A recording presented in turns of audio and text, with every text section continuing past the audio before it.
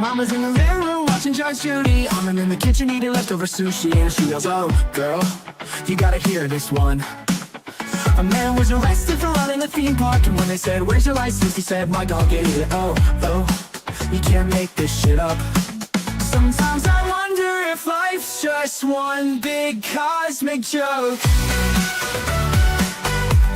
It's like she's on a Reddit, reading r/funny lawsuits, yelling from the couch.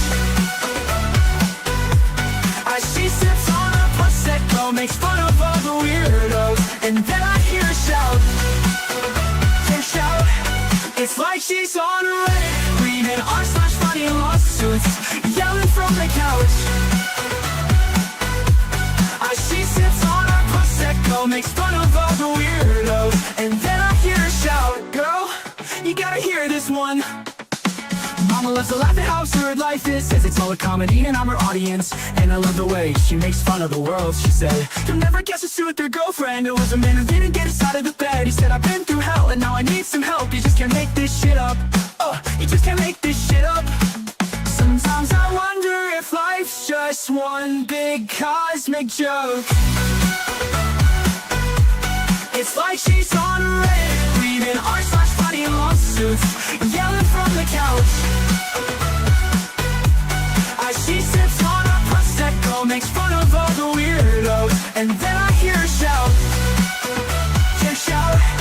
It's like she's on a Reddit, reading r/funny lawsuits, yelling from the couch. As she sips on a Prosecco, makes fun of all the weirdos, and then I hear her shout, "Girl, you gotta hear this one."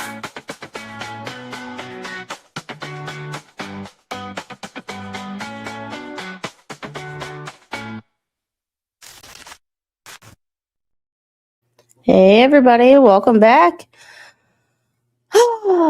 Today's a good one. Hold on to your hats because you're going to be pissed at everything. You're going to be pissed at the world, and that's okay because I am too. In our last stream, we spent a significant amount of time talking about the thing that often gets lost in the headlines. A pretrial confinement. Specifically, what it means when a minor is accused of a very serious crime. In this case, taking the life of another person, more specifically, their mother. Charged as an adult and then held for months or years before a trial has ever happened. We talked about the reality that at least on paper, we are an innocent until proven guilty society. And yet, for juveniles in adult pretrial detention, that presumption can feel pretty hollow when you look at the actual conditions, where they're housed, who they're housed with, and what they lose access to during that time. That includes education. That includes appropriate medical care. And it absolutely includes mental health, especially for minors whose brains are still developing. And mental health, let's be clear, does not equal I'm not getting my medication, which is what the defense has accused the state of doing. But mental health care also includes sunshine, human interaction. We are naturally social beings. We need to communicate and interact with other human beings for our own mental health. So when that is taken away before the brain is fully developed, as in the case of a 13-year-old, things get pretty interesting. Today we're moving to the next phase, in my opinion, of this case. We're no longer just talking about the charges or the timeline. We're talking about the defense filing a writ of certiorari. My pronunciation of that word sucks, and it will change every time you hear me say it. And motion seeking to remove the judge. And what's important here is these motions don't exist in a vacuum. They repeatedly circle back to the same core issues that we had discussed in the previous stream, which makes that stream, in my opinion, very important. And I have linked it in the description below. So if you've not seen the first stream we did on this Derek Rosa case, I would really, I really think, I'm not trying to push my own content, even though, you know, self-promotion. I think that that stream is super important, and we, aka the chat, and I disagreed on a lot of things, and my opinion changed literally as I was in that stream. My opinion literally changed from the start of that stream, where I was torn about how I felt about certain things, to when I started actually saying it out loud, my opinion changed. So you will see my opinion change in real time, and it's kind of fun to experience how I think going into something that I'm going to feel a certain way, and I come out of a situation completely on the, like, other opposite spectrum of the situation. But these motions that we're going to read repeatedly circle back to those same core issues of pretrial confinement, the decision made and the decisions being made about Derek Rosa, where he's housed, and how those decisions directly impact his access to education, medical care, and mental health support. What makes these filings especially notable is that the defense explicitly raises the fact that Derek Rosa is autistic. Interesting turn of events, because I had never heard that in any article that I had read on this topic. And I had done a lot of Google searches for Derek Rosa images, Derek Rosa story, Derek Rosa timeline, things like that. I had never heard the issue raised that he was autistic, which to me raises two important points on opposite ends of the spectrum. No pun intended with that, really. One, they aren't using, as at least in the media, of him having autism as a shield.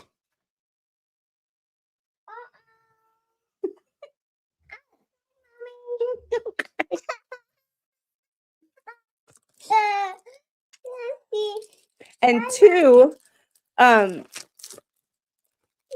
if they aren't using it as a shield, since everybody uses mental health and physical health as a shield these days, is he really autistic? And I know I sound cynical saying that, because his medical records are none of my business. But with people such as Laura Owens, who are trying to use an autism diagnosis as a shield for bad behavior, it's that cry wolf situation that I absolutely despise, even the fact that that crosses my mind.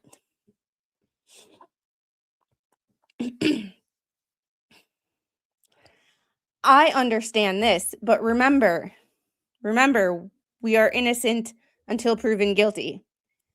And remember, there are multiple people in this country that are found innocent. And this is my opinions yesterday were not Derek Rosa specific. Derek Rosa's case just made them obvious to me. Because say Kyle Rittenhouse was 2 or 3 years younger, what could you have done to his mental health? Because he was in pretrial confinement as well. And he is innocent, but he was charged with the unaliving of 3 people, well, unaliving of 2 people and the injuring of another. And I'm sure this happens more in the country than is advertised on TV or YouTube and is in the media. So my questions and the issues that I had are not Derek Rosa specific, but how many kids are not guilty, but do we mess with their mental health? And they weren't a criminal, but they are now. Kind of a situation. They weren't a criminal before, but you messed with their head so much by having them in quote unquote pretrial confinement, which sounded a lot like solitary confinement. You might not have had a criminal before, but you do now. It's something to think about. He was 13 at the time of the crime. He had turned 13 2 or 3 months before the crime was allegedly committed. And there's no alleged crime. There was a crime. It's just a formality of who actually committed it. There is a mother who is no longer with us. Yeah, he's 15 now. Huh. All right. So today we're going to do what we always do. We're going to read the documents. We're going to look at exactly what the defense is alleging because we don't do conjecture here. I make my opinions based on the documents. I don't make my opinions based on my feelings. I do have feelings, surprisingly enough, based on what the documents say. I don't just hear a headline and make or read one story in the news and form an opinion and act like I know everything, because that's not the way shit works. Yep, they do have receipts, as you'll read. Yes, and all these documents did come from FlashFan. I am not showing you all the documents because there is just too many to get through, and some of them aren't worth reading on a stream. However, that being said, FlashFan does have a Discord server where he does have all these documents. And these documents are available to read on his Discord server called Court Watch, along with multiple others. He also does trial streaming. With that being said, I will drop the link to his Discord if I can easily get to it, because I'm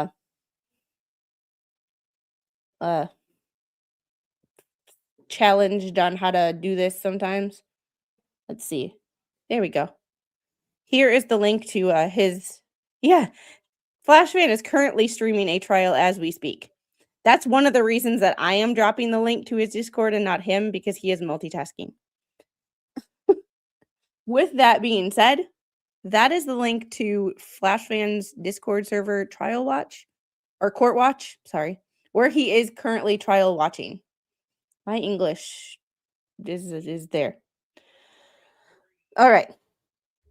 Whether you believe these motions will ultimately succeed or not, the questions raised about juvenile defendants is larger than Derek Rosa. Adult court and pretrial detention are ones that the system doesn't get to dodge and is not going away anytime soon.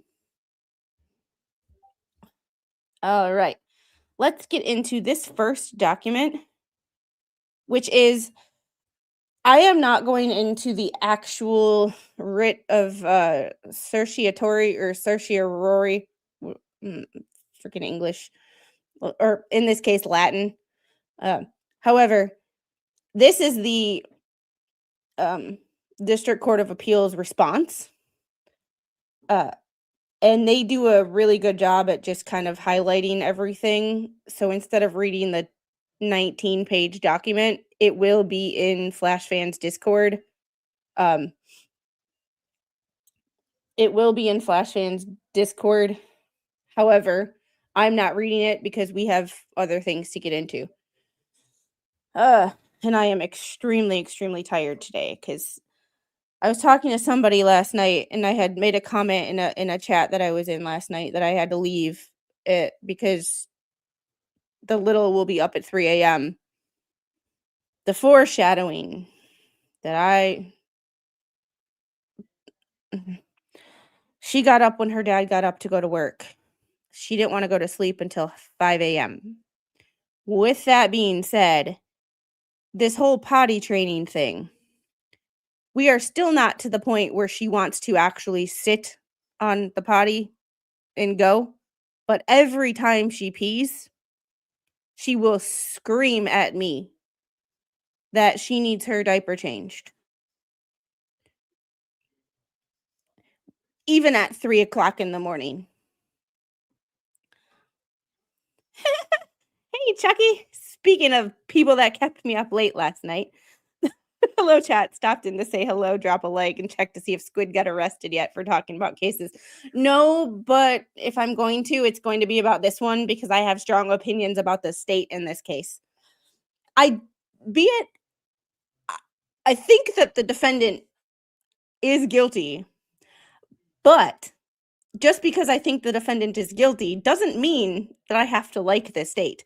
Two things can be true at once. I can hate two things at one time. I can hate the fact that I think that he did this, and I can also hate that I think the state is taking away his constitutional rights, even though I think he's guilty. You know? Squid is ready to do a pre-body confinement. Oh my god, I am. Because I have M&Ms for her. And she's like, candy, candy, candy. You will hear her run in here sometimes. I go, candy, candy, candy. No, candy is for people who go potty on a toilet. Like, no. She thinks I'm going to cave. No, neither I or her father or her grandmother have caved. And I feel bad not caving because I want to give her the world. However, I also want to stop spending $80 a month on diapers. And I would also like to get her into dance class, but she can't go to dance class until she's potty trained. It's the weird conundrum that we live in. I don't, but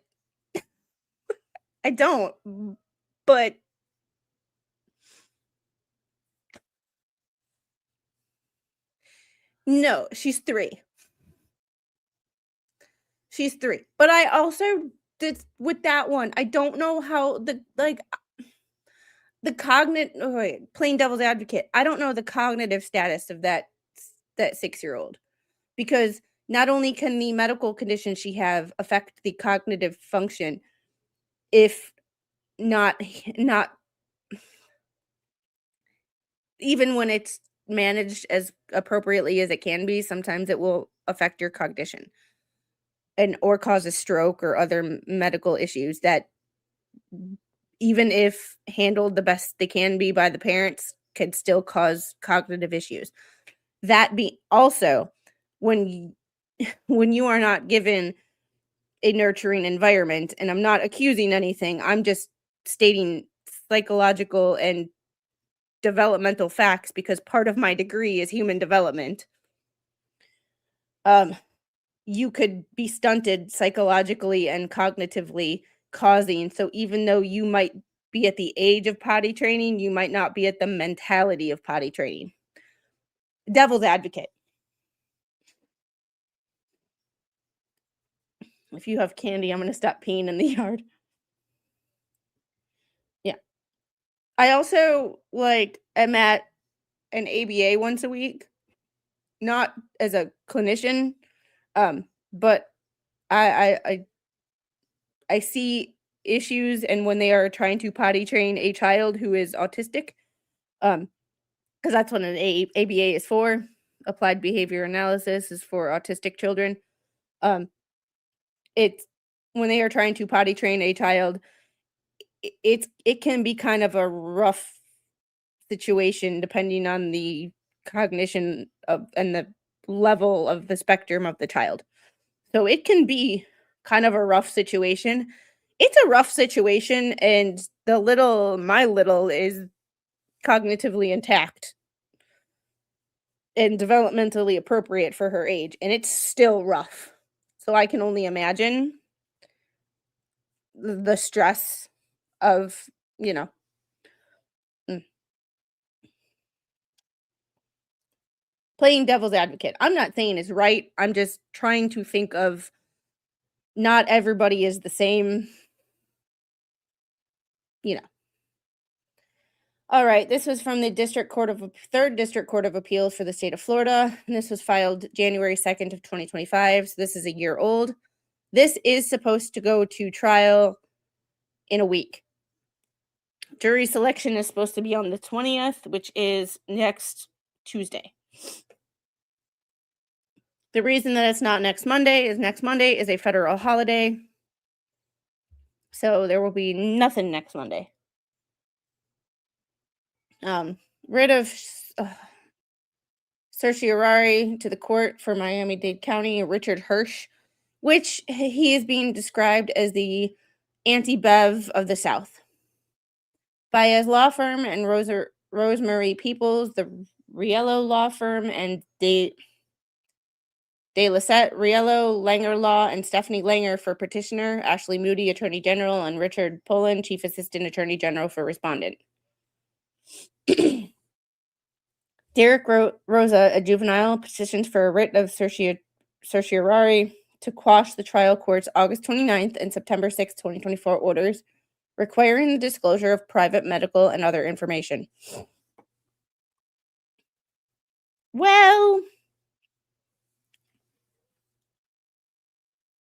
geographically,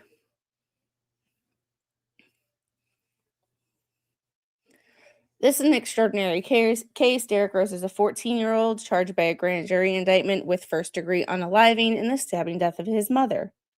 He is currently being held in the Miami-Dade County Department of Corrections facility that primarily houses adult offenders. He and other juveniles in his status are segregated from the adult population for their own safety and well-being.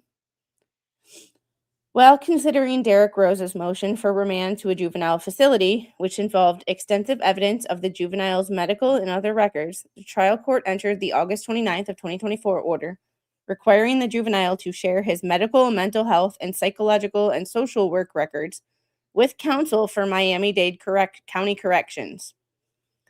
The order further provided that records will remain confidential and only disclosed on an as-needed basis to appropriate personnel within Miami-Dade Corrections and for the benefit of the defendant.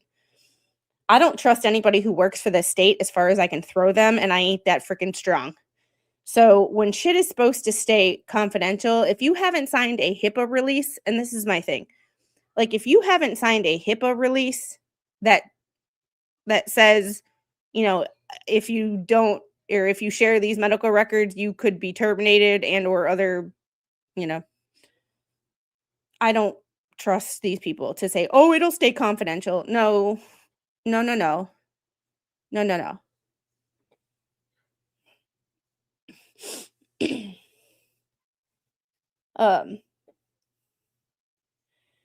They're hearing motions to suppress the defendant's 911 call from the home and the custody interview and confession this week. They already did, and they did like a week ago. I believe that was 5 days ago. Let me see when I was sent the I believe it was 4 or 5 days ago, and the 911 call is admissible in court. Or Wisconsin. Don't forget Wisconsin.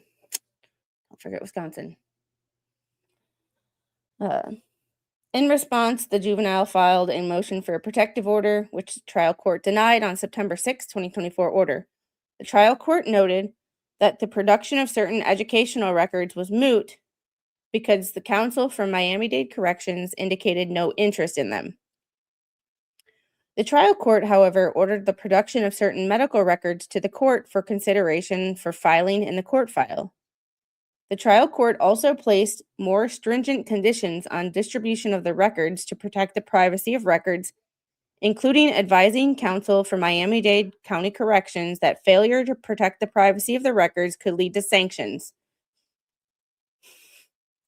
See, and this is one thing. In like a court, it's sanctions. For me as a healthcare worker, it was you're fired.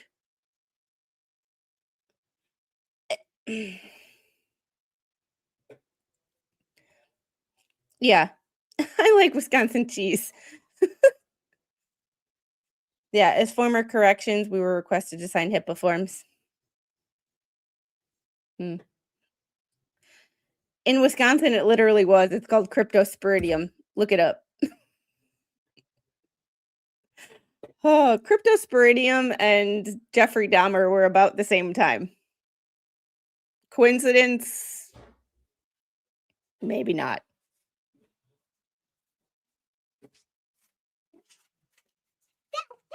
Did you actually eat the last one, or am I going to find it on the floor somewhere? Yep, that's a 2. You gonna eat it? No, yes. Bye. Oh, boy. In response, the juvenile timely filed the subject petition for certiorari something. Oh,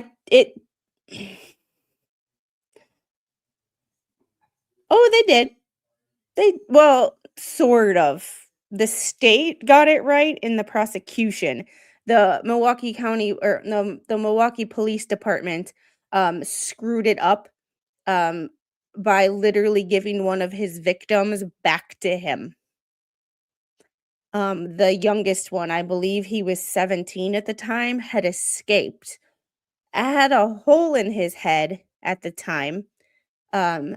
Was not wearing any clothing, had found a Milwaukee cop on the street, and literally the Milwaukee County or the Milwaukee Police Department gave that kid back to Jeffrey Dahmer. And he was later, you know the rest of the story.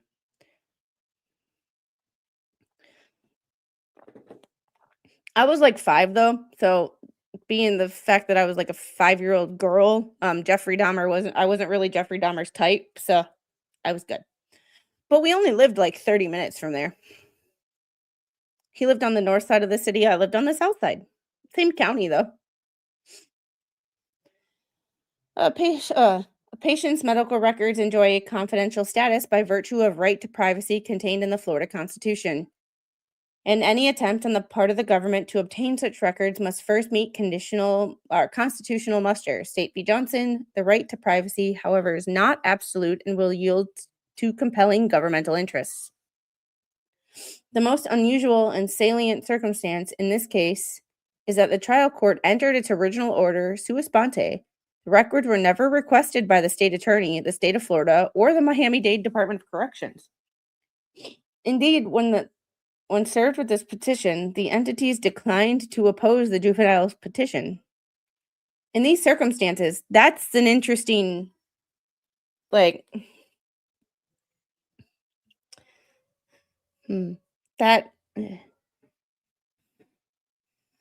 I think I watched that trial.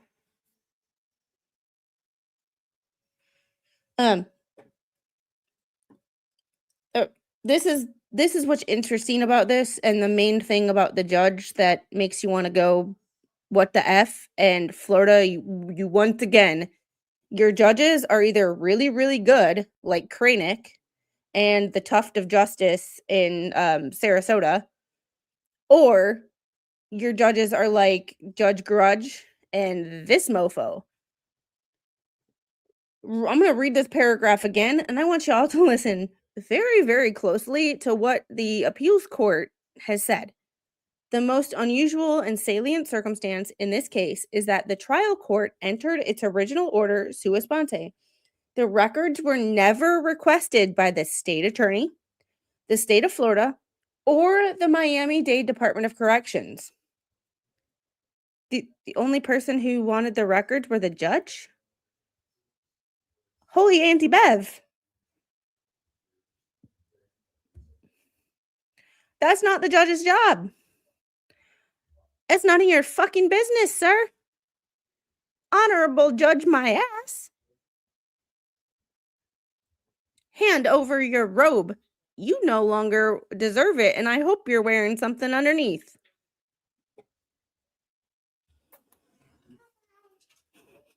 Indeed, when served with this petition, these entities declined to oppose the juvenile's petition. In these circumstances, we find the record does not contain the required compelling governmental interests required to overcome the juvenile's right to privacy. We respect and acknowledge the care and insight behind the actions of the seasoned trial judge in this extraordinary case. At the same time, we caution that trial courts must be mindful of the limits imposed by the judicial role. With very few exceptions, the court's role does not include initiating matters. You're supposed to rule on matters. You're not supposed to bring shit up. That ain't none of your business. It's not your job. It's not your job. Your job is to officiate. Your job is to be the referee. Your job is not to initiate anything. We need Judge Squid. Oh my god. Flash fan, you in this Judge Squid business again. I don't know. Should I get a robe for this case? Should I find my robes from college? Ah. Oh. Well, he had both of his parents at home. The picture on the thumbnail is his father, his mother, and him in her maternity shoot. His father was in the house.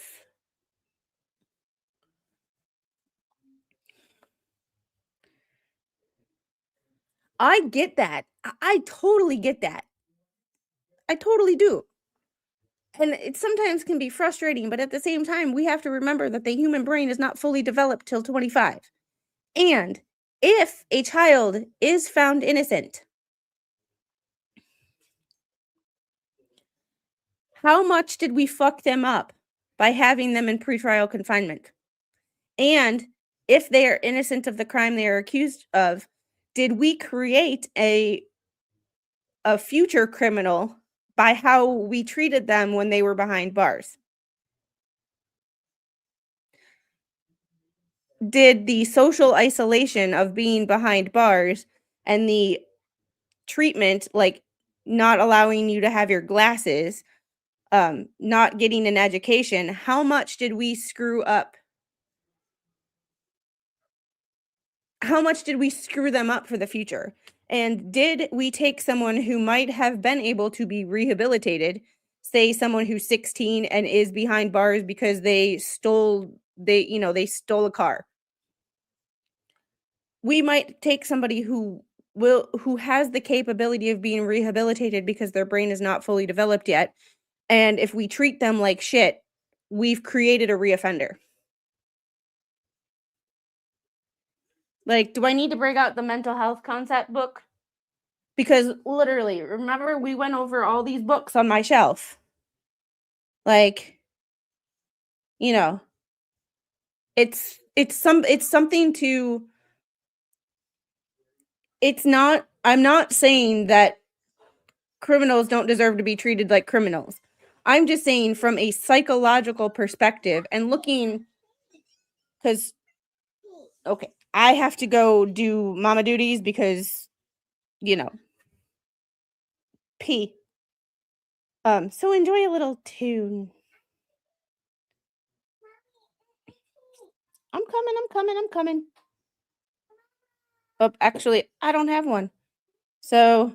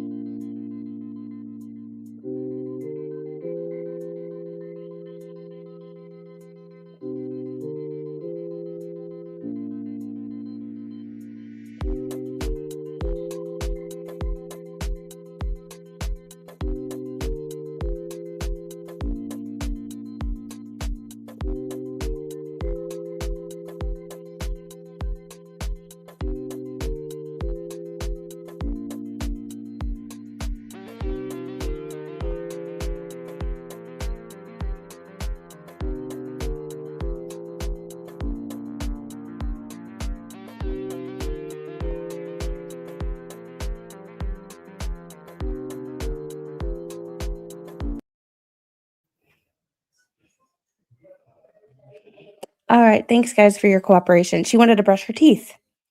Yeah, smooth jazz. It's with this, it's not so much this case. It's what this case has brought to light about other potential problems, and criminal justice reform is a hot topic in this country right now. And it's one of those things of we're always worried about people reoffending, and the question is, why do people reoffend? My question is, why do people reoffend? Well, maybe if the juvenile system and how we treat juveniles who are still considered innocent until proven guilty or treated like shit, just saying, may not be guilty, but then we treat them like they're guilty. Just a thought that they might not have been an offender before, but did we just make one? Or by not giving a juvenile access to education while they're in pretrial confinement, if they are found innocent, now they are significantly behind in their education and their psychological development. And we all know with a poor education system or poor education, it is hard to find a job. And if you can't find a job, what are you more likely to do? You are more likely to become a criminal because you have to steal to get what you need. I'm just looking at the bigger picture, not individual cases. I'm looking at it from a large picture. They are not treated bad unless they are charged as adults. Well, here's the thing. Just because they're charged as an adult doesn't mean they're guilty. Once they're found guilty, totally different fucking issue to me. Totally different issue. When someone who's charged as an adult or an adult is found guilty, completely different set of I have a completely different set of not skills, but like a completely different mindset with those people. Y'all done? High five. Let me see. Come here. Can I have a breath? Go. Oh yeah, your breath smells like watermelon. Nice work. Mommy. Now you want your diaper changed. She didn't want her diaper changed. She wanted to brush her teeth. But privatized prisons in the USA as a business, said businesses needed 100% occupancy to be profitable. Yeah. It's just one of those situations where it's like,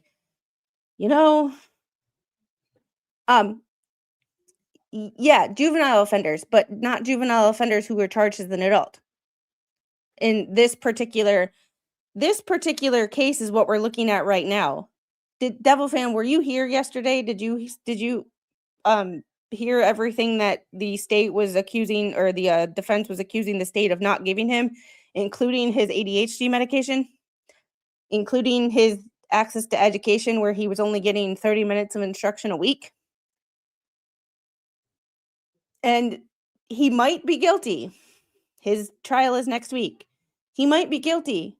However, innocent until proven guilty. Just saying. Just saying. Well, I'm also thinking about, why do people reoffend?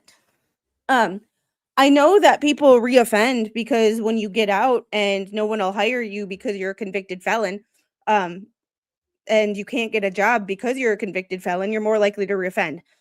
So statistics are a good place to start, but statistics are not, you can't always take statistics at face value because there's a story behind every statistic. It's like, oh, the US is number whatever in gun violence. Well, if you take out Chicago, New York, and LA and Houston, we drop significantly. So numbers can be deceptive if not provided with proper context. So yes, people reoffend, but why? And you know me, I was always that kid that asked why. Technically and why were the two words that my parents regret teaching me, because I always want to know why. Well, why is that like that? Well, why is that like that? Well, why? Well, why? Well, why? So I'm always the why, and you will hear shit on this channel that you don't agree with. And quite frankly, I don't care. Because regardless of whether people agree with me or don't agree with me, I will take people's opinions under advisement. But generally speaking, like, you watched me change my opinion in real time yesterday. However, like, you know, and I'm not, this has nothing to do with you. Like, you're devil fan, you're missing the point. You're missing the point of my conversation. This has to do with juvenile offenders who are not housed with juvenile offenders. These are juvenile offenders who are charged as an adult who have not been found guilty yet. A former cop in the chat calls it pretrial confinement, whereas if I wrote down the set of facts and I handed just the set of facts on a plain white piece of paper to anybody else and I said, what does this sound like to you? 99.9% of people would say solitary confinement. After someone is found guilty, completely different set of circumstances. However, not everybody who's charged as an adult, not everybody who's charged is guilty. And this is not specific to Derek Rosa. We are just using his case as an example because the documents are easy to locate and it's current. But y'all are bringing up shit in the chat that do not have anything to do with what we're actually talking about. Y'all are bringing up shit in a juvenile facility, and I don't give two flying fucks about a juvenile facility because that's not what we're talking about.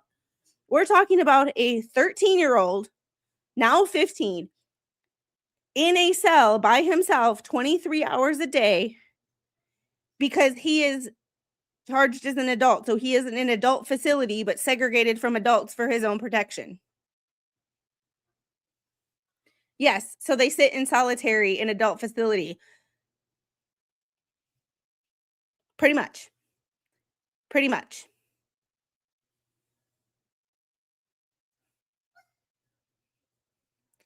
There's no such thing as pretrial confinement. It's behavioral correction. If he was acting out, it has to be documented in the facility. If you're in an adult facility, it's called pretrial confinement. According to him, it's called pretrial confinement. In an adult facility, but they cannot be with the general population because they are not adults. It's the 1% of the 1%.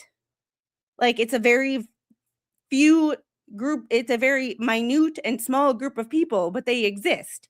And what happens if these people are innocent? I'm not saying that this person's innocent. I do not believe that this person is innocent. However, if we take away his constitutional rights today, it's yours tomorrow. So I don't have to like somebody. I don't have to think they're innocent to understand that everybody in this country has constitutional rights. I don't have to like people in order to agree that they have a certain fundamental rights by our Constitution. And we are on paper, innocent until proven guilty. So what happens if this person was represented by the Baez law firm? They got Casey Anthony off. I think that girl is guilty as fuck. But she is walking free today. So what happens if you have someone in pretrial confinement who is in solitary confinement for 23 hours a day, who is not fully developed yet? Did we just create a criminal by isolating them for 23 hours a day, not giving them the education, the psychological support, the mental health support that they need to adequately grow, even though they are behind bars? And this is not an advocacy for letting these people out. Like, that shit got turned around on me yesterday too, which it totally undermines the fact that y'all don't understand what the fuck I'm talking about. It's one of those situations where this is a very minute part of the population. However, innocent until proven guilty. And if we fuck up their mental health and they are found innocent, they are going to be out walking the streets And did we create a criminal by fucking up someone's mental health when we didn't have to?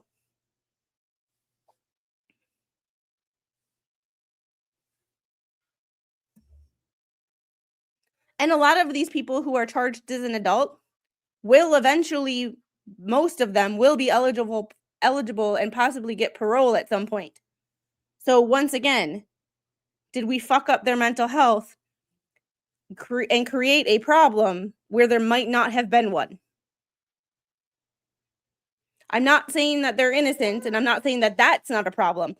I'm just saying, did we add to the problem? Did we create another problem where one might not have existed because we put them in this situation? Think about it. Think about it. Take your emotions out of it, because emotions are for suckers. Just saying. The state is forced to continue with their education, or does that law only apply for the kids that play in the street? I mean, it's state-run education, whether it's in the street or in the jail. I mean, it's still public education and free. The taxpayers pay for public education no matter where it's at. I mean, if you really want to break it down by the money.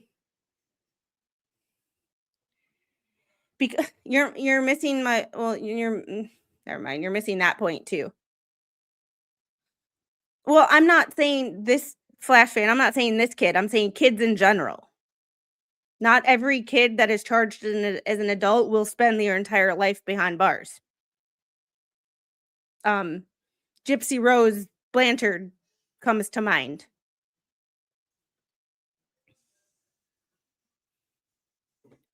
Yeah, if only it was that easy, right?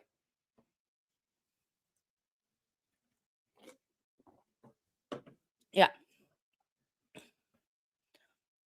Yes, you're Devil fan. You're talking about juveniles in a juvenile facility.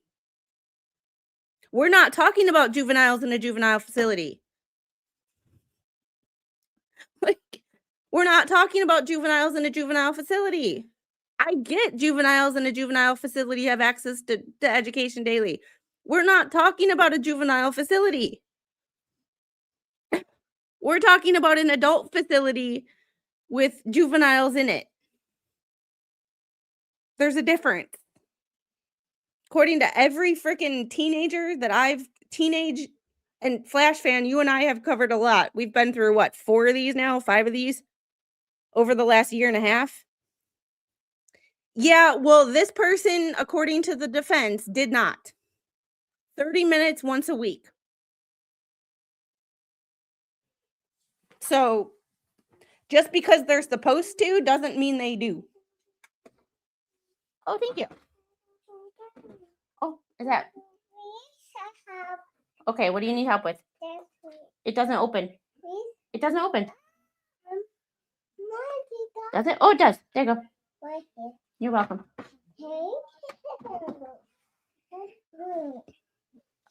I love you. Yeah, and I'm not saying that this person is like y'all confuse compassion for someone's situation with I think this person should be walking free. Those two things are not like two things can be true at one point in time. Like I can love y'all and hate y'all at the same time. Two things can be true at the same time. Like that's the fucking point of this stream. He is 15. He's 15. All right. So, all right, getting back to this. We respect and acknowledge the care and insight behind the actions of the seasoned trial judge in this extraordinary case. At the same time, we caution that trial courts must be mindful that limits imposed by the judicial role.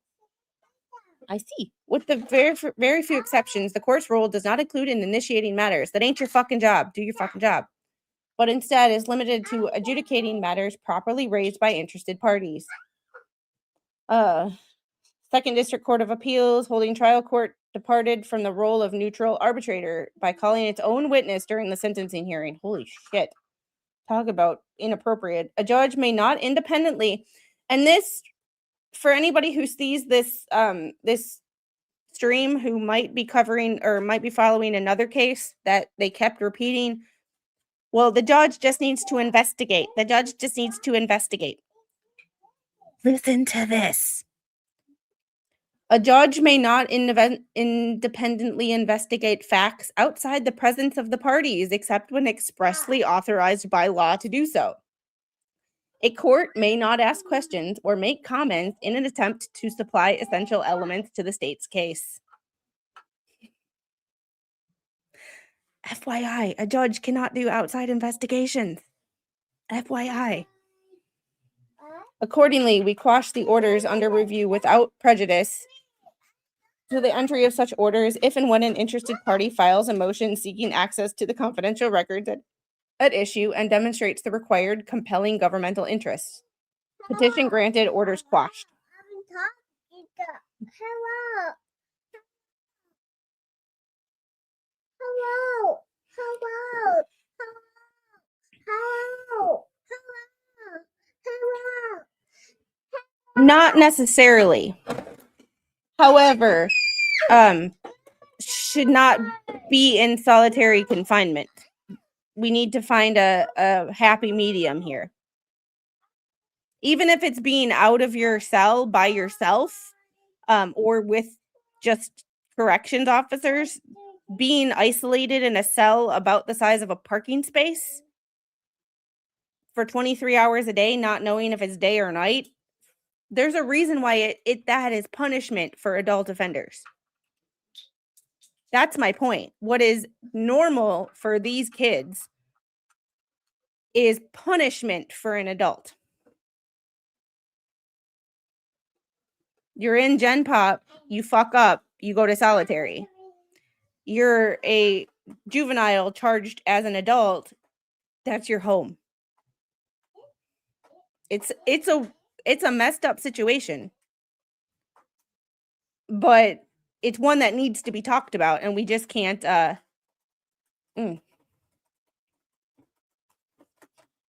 only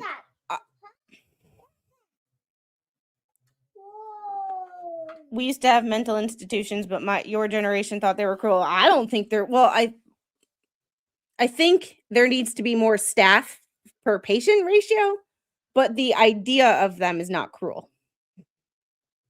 I think putting like one staff member per like 30 patients, kind of cruel, because you can't get the adequate treatment. However, I don't think the idea of them. All right, so here's the initial motion to disqualify the judge. And this is where I have to be extremely careful because I have a bunch of stuff open and there's a bunch of things. And this is where, okay, 12/15/2023, and this being a 2-year-old case, it gets confusing. 12/22/25, there's a second motion. Okay. 12/22, 12/23. Okay. So this is the motion to disqualify the trial judge. It's 18 pages. We're going to get through as much of it as we can.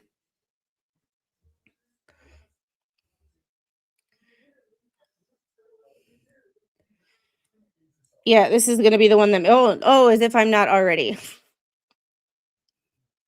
Oh, and because of yesterday's stream, I had somebody commenting on my stream yesterday that was, and Flash fan, I'll send you this. Haters gonna be hating. I'll send you this. You don't need a channel to express yourself. You need a higher power to help you.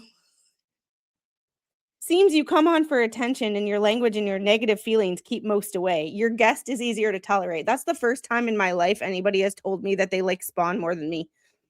No offense to Spawn. I love him dearly. I love him like an uncle or like that older brother that you just can't get rid of.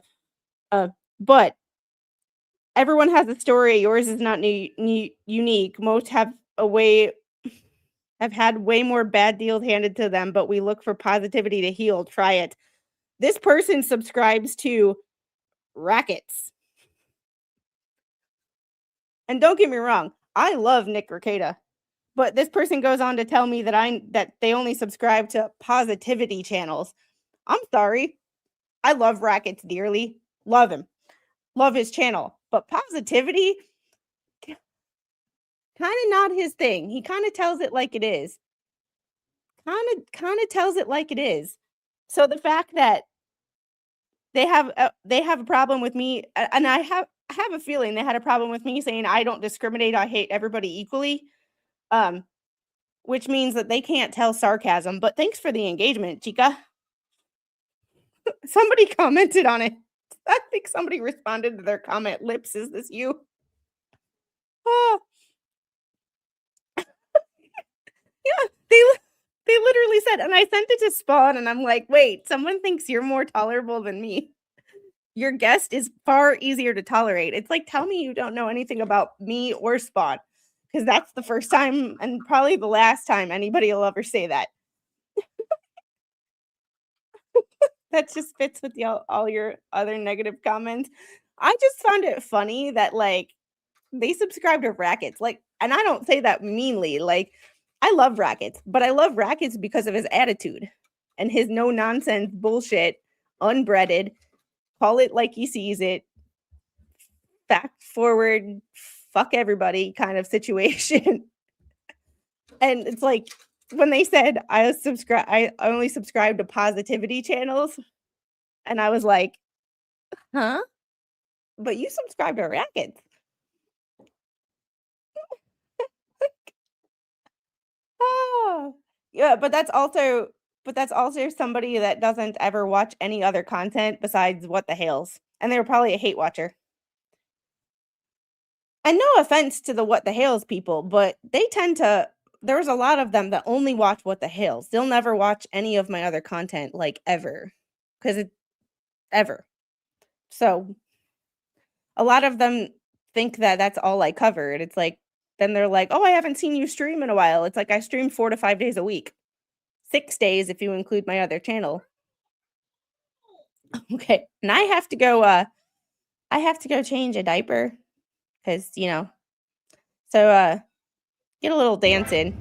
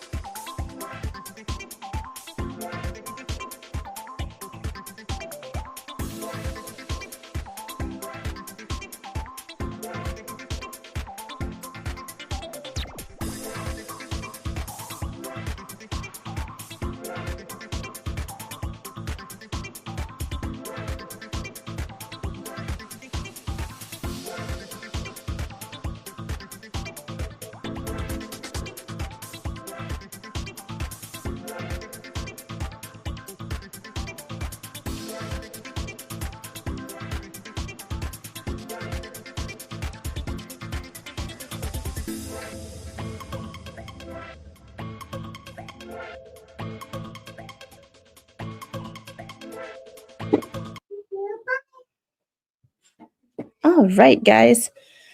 Oh, let's get into this. Mama timeout. Yes. You know. Oh, speak of the devil, and he shall arrive. We were just talking about you. All right. And Jeffrey, thank you for the $2 super chat. Late, caught up, innocent till proven guilty. Yeah, you don't have to like it, but remember, sometimes we talk about stuff here that we don't have to like in order to agree with it. It's one of those things of like, today it's your rights, or today it's their rights, tomorrow it's yours. And if we allow the state to do it to one person, they can do it to everybody. Because the state loves to take stuff away, but they don't like to give it back. How quickly, money, for example, how quickly are they to take money when you owe them money? But they take their dear sweet time when they owe you money.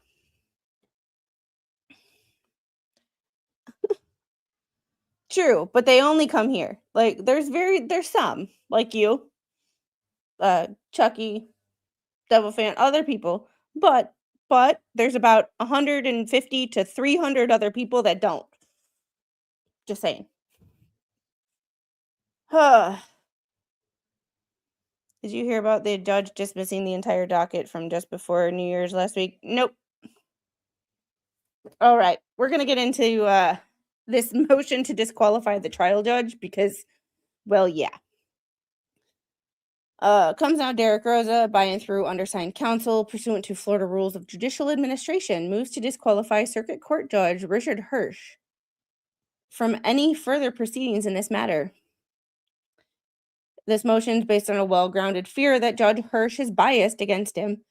This fear, amongst other factors, stems from Judge Hirsch's actions and attitude against Derek Rosa and the defense.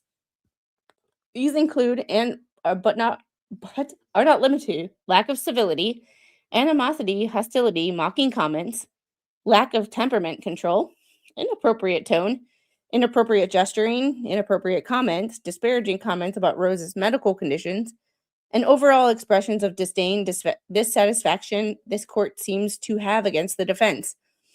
And that's one of the things, like, you should never, the defense or the prosecution should never know what a judge is thinking. You just shouldn't, because you just shouldn't. I come to hear a pretty girl swear like a sailor. Yeah, I swear like a sailor, and to the people who are like, you're angry, you swear. No, bitch, I've sworn like a sailor because guess what? At 18, I went to boot camp. But before that, I swore like a truck driver, so I've been like this for 25 years. You're not changing me now. And no random person on the internet who wants to clutch their pearls when they jump in my comment section. And research shows that people who swear are smarter, so just saying. There's that. All right. Based on Hirsch's actions, Rosa and his defense do not see this court as one that is neutral and detached, and certainly not one that conveys fairness and due process dictates. Derek Rosa has a well-grounded, objectively reasonable fear that Judge Hirsch's actions in this case are not only judicially inappropriate, but prejudicial and not impartial to him in his case, and have at the very least formed an appearance of impropriety in violation of state and federal constitutional rights of due process. And that's the thing. Like, what is it? Appearance is 9/10 of the law, or possession is 9/10 of the law. You don't have to be improper. You have to appear improper. And welcome to my little Barbie house. I just have to figure out a way to put this, somewhere to put this where it doesn't get in my way and she can still get it.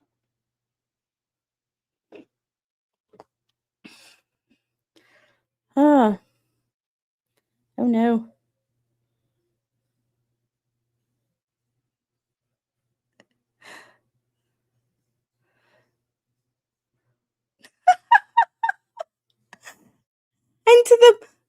And to the person who just replied to that comment, you are awesome. If Squid is only on for attention, then she won because you wanted to be talked about so much, you wasted your time from your cats to type this out. That was that's not the entire comment, but that was a quote that just made me laugh out loud. Like, I'm gonna use that one. Usually I say, bless your heart, princess. I'm gonna pray for your family instead of you because your family has to put up with you in real life. Luckily, I don't. However, thanks for taking the time away from your cats to comment. That's a new one for me. I like it. Ah, that was good. Oh my goodness. All right. In support of this motion, Derek Rosa states as follows. Judge Hirsch has openly expressed that this isn't a whodunit case. I mean, not entirely wrong, however, not appropriate for a judge to say. Yeah, I'm the bless your heart, princess. Yeah, but I'm gonna pray for your family and not you, because your family has to deal with you. Exactly, because I get a laugh, entertainment, and engagement. Oh my goodness. These comments have been made in open court as well as privately. These are inappropriate, conclusory remarks regarding Rose's guilt in this case. I mean, do I think he's guilty? Yes. However, with that being said, I'm not the judge. I'm not supposed to remain unbiased. The judge is. In fact, this court has in the past expressed that an unauthenticated image, which the state sought to introduce over defense objection during the course of an evidentiary hearing, was in fact a photo of Derek Rosa. This court stated in part, because I was watching TV last night, I saw some baby monitor photos. I think I saw a photo of your client standing over his mother. This photo has no clear identity of any sort, has not been properly authenticated by any measure, and the court in fact agreed with the defense during the same hearing that the state would have a difficult time authenticating this image, yet made these prejudicial comments regarding the same.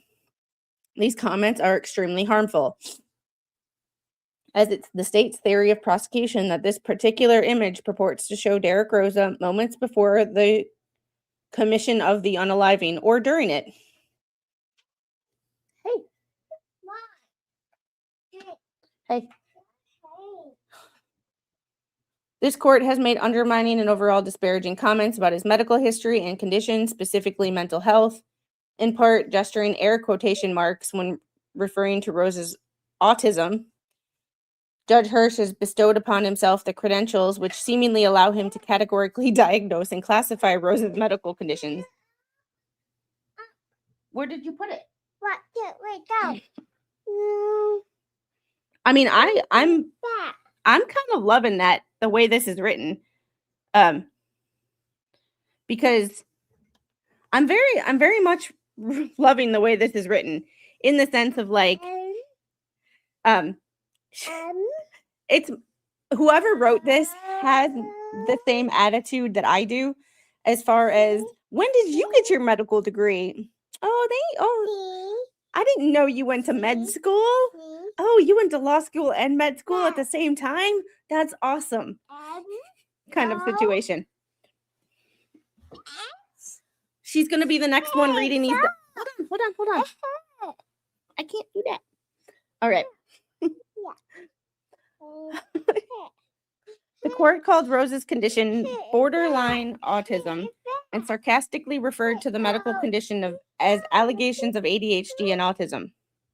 See August 21st, September 5th, and July 17th transcripts or Zoom video. Whew.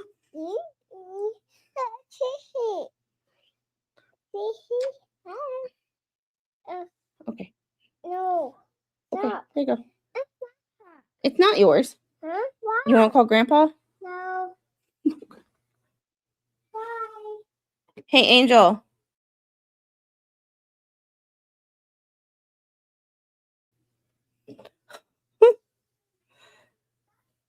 Due to the fact that the judge has been overturned on appeal before the trial started, I'd believe. Oh my goodness. Snark level 100 activated. Oh my goodness. Hold on. Hold on. I got something for this.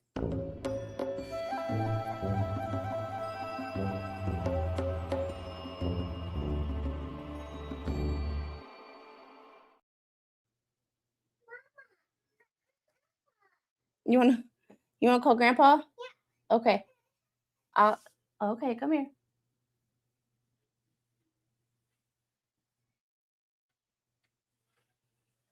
Okay.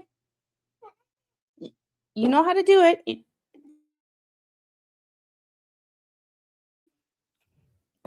Oh. You like my new co-host? She's not the co-host. She's my social media manager and content genius. Like, she's the star of the show. I just work here. On February 20th, 2025, the court assigned an ex parte order dealing with some of Rosa's medical proceedings. Therefore, this court knows or should know the very intimately some of the inner workings the defense is medically undertaking. In spite of this knowledge, the court categorized the defense's medical pursuits and protections of Rosa's medical records as cryptic, obsessively secretive, 007 confidentiality, super confidentiality, and questioned why does it have to be national security secret 007?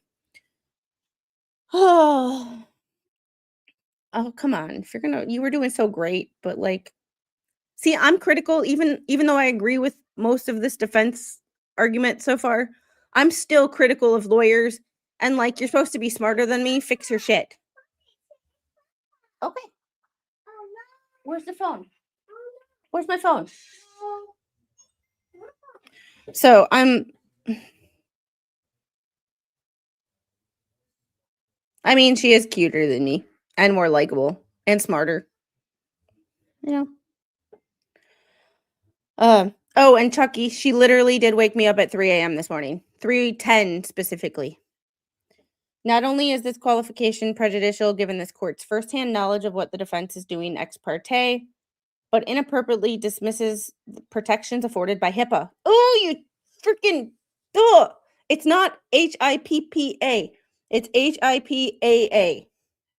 Health Information Protection Accountability or something Accountability Act. It's 2 A's, one P, 2 A's.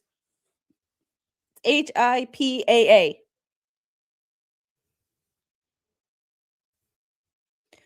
That's not only bad grammar, that's like acting like you know what something is without actually knowing what something is. Go. Yes.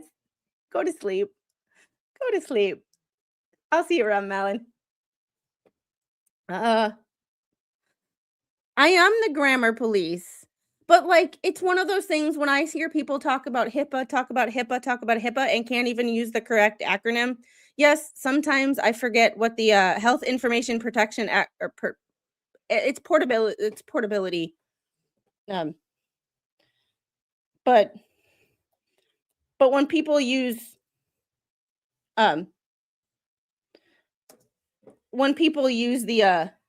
the acronym and don't even get the acronym right, it's like it drives me nuts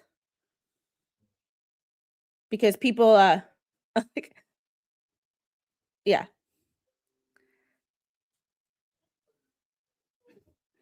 So HIPAA is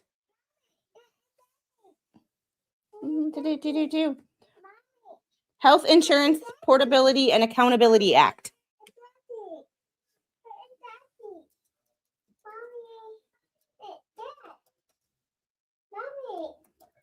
So it yes.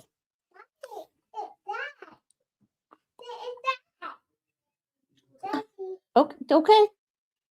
Yes, health insurance.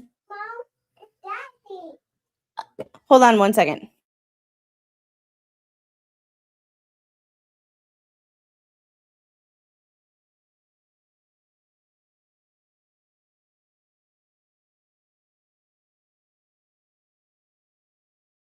Health Insurance Portability and Accountability Act. So it's one of those like, yeah, hey Dad. Yeah. She's trying to FaceTime everybody right now, but the thing about it is when she FaceTimes them, she walks away from the phone. She doesn't actually want to talk to people. She just wants to call. Yeah. Once again, your generation felt the need to fix something that wasn't broken.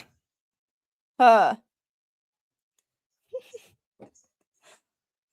right.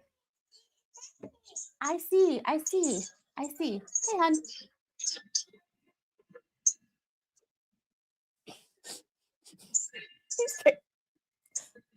Hold on one second.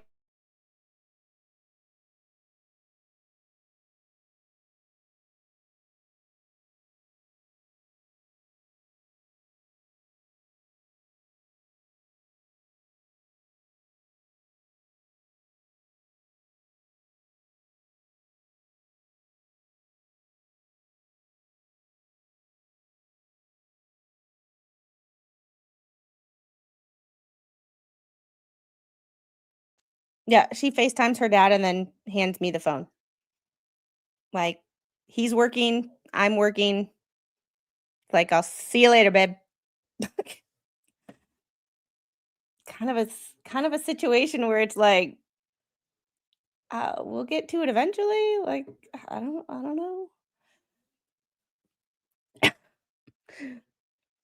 I think she enjoys the fact that she knows how to call and get a hold of her father and her grandfather and her grandmother, um, more than actually talking to them. Smoke them if you got them. I think it's that she enjoys the fact that she knows how to do it more than actually, like, yeah.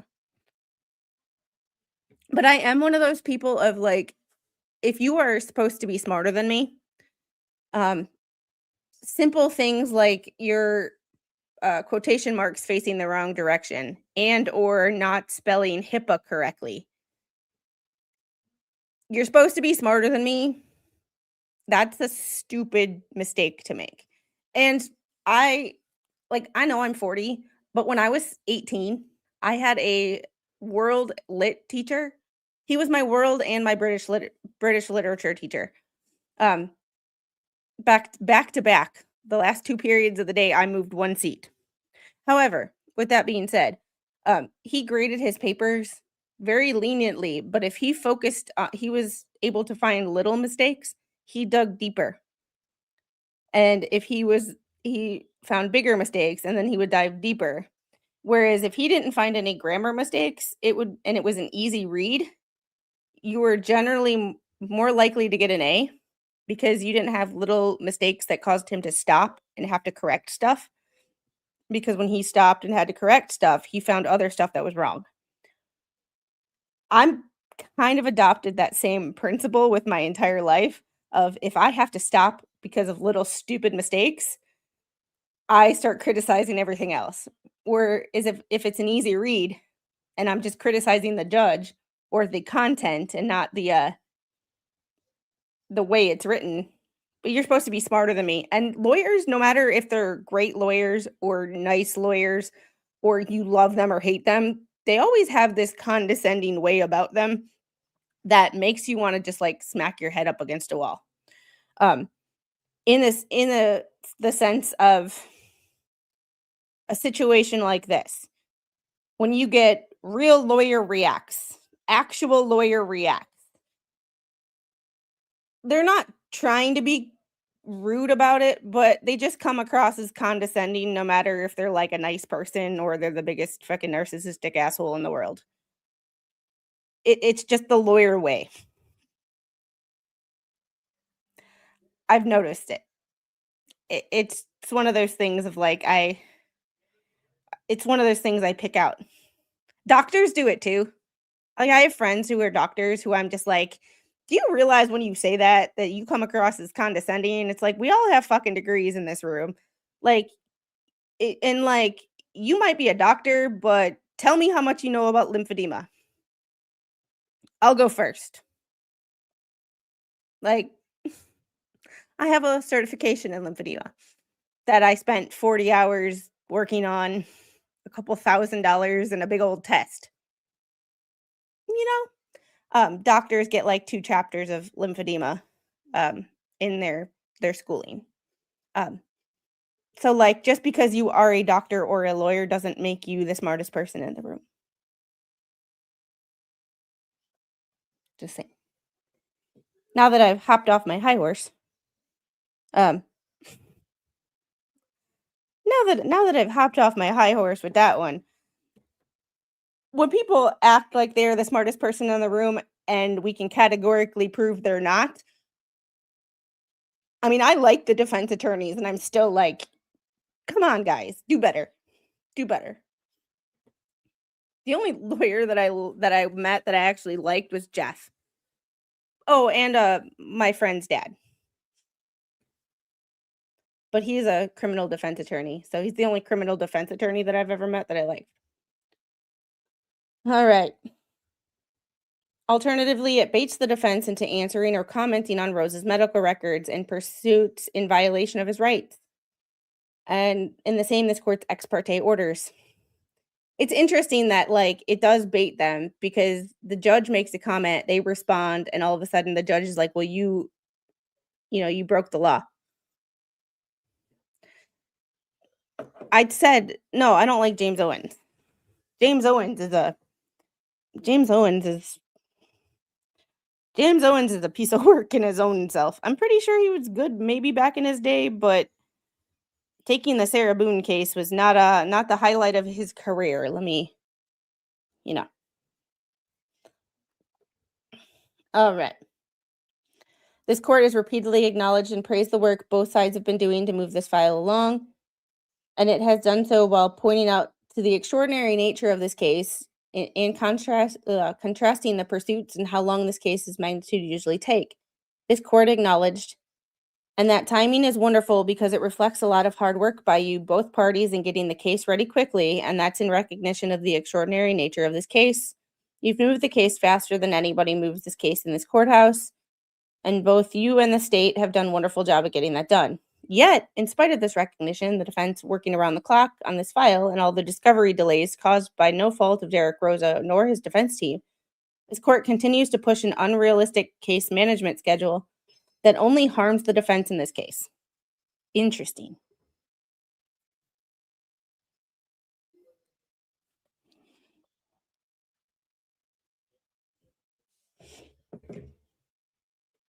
And I have to go grab something off my front porch real quick. Derek Rosa was barely 13 when charged by indictment with first-degree murder of his mother. And I have to look up and do more research on the cognitive development of 13 and 14. Because when they say barely 13, in my opinion, is not like barely 1 or barely 2, because there's a big difference between like 12 months and 24 months. However, barely 13 and 14, not a huge cognitive difference.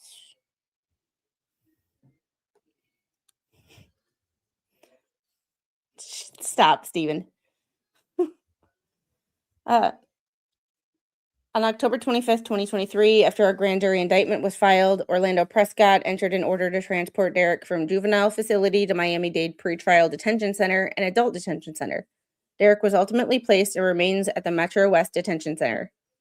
November 17th, less than 2 weeks after filing a notice of appearance, the undersigned filed a memorandum in support of remanding Derek Rosa to the Juvenile Detention Center, though Judge Hurst mentioned in his December 15th, 23 order that he was disturbed by the relatively small amount of time this child is permitted out of his cell. The court ultimately found no clear violation of his constitutional rights and denied the motion to remand. The denial was without prejudice. 6 months later, on June 3rd, 2024, this court stated, and thus I wanted to make sure that if there is a constitutional violation, that you guys are getting the raw material necessary to discern that. So obviously, there's your roadmap for an entry to court. When you're ready for an evidentiary hearing on that matter, you let me know. And I will try and squeeze out some time, okay? On July 4th, 2024, the undersigned followed up on this court's invitation and filed a motion to reconsider remanding Derek Rosa to the Juvenile Detention Center.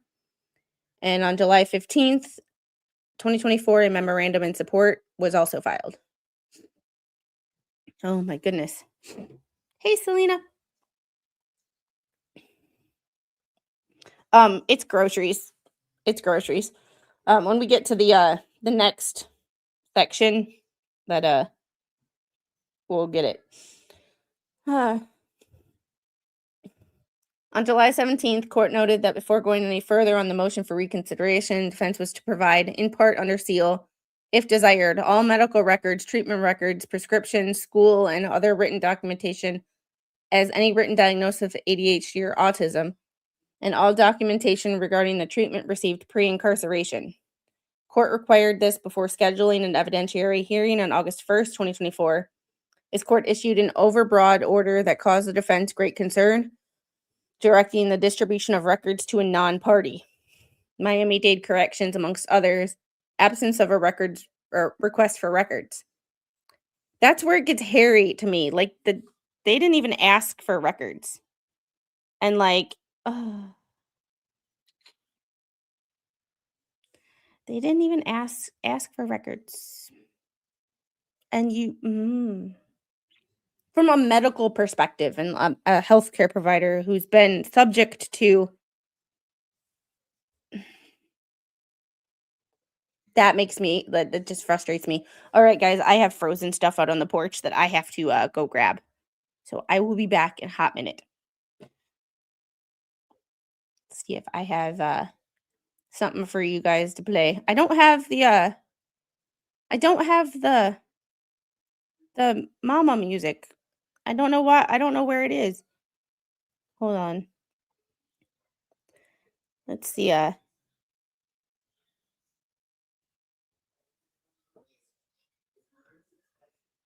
Oh, we'll see. We'll see how this one goes.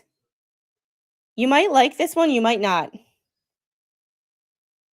This one might be a little iffy for you guys. I'm just saying.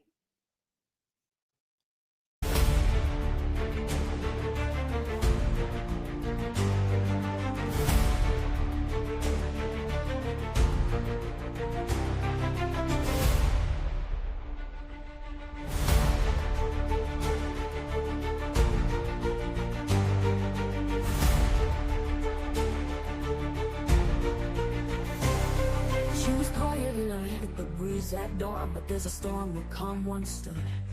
When shadows danced around her child, she showed them what a strong heart could. Through the dark when troubles crept, whispered threats and ghostly sneers, she turned into a force of fire, burning through her deepest fears. In the dark when troubles crept, whispered threats and ghostly sneers, she turned into a force of fire, burning through her deepest fears. Oh, when you push her too far, she's a wild card, play rough. Mess with love that's deep and true, you'll find out soft ain't always enough.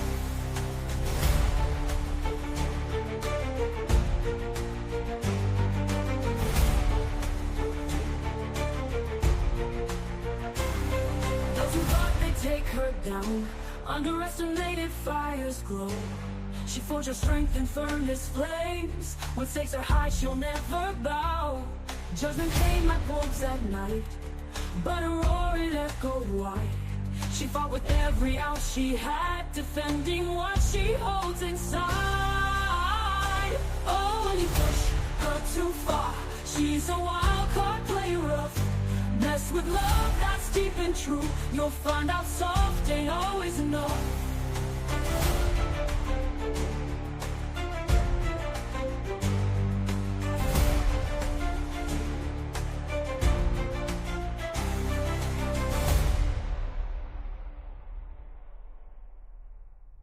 Those who thought they'd take her down underestimated fire's glow. She forged her strength in furnace flames. When stakes are high, she'll never bow. Judgment came like wolves at night, but a roar it echoed wide. She fought with every ounce she had, defending what she holds inside. Oh, when you push her too far, she's a wild card, play rough. Mess with love that's deep and true, you'll find out soft ain't always enough.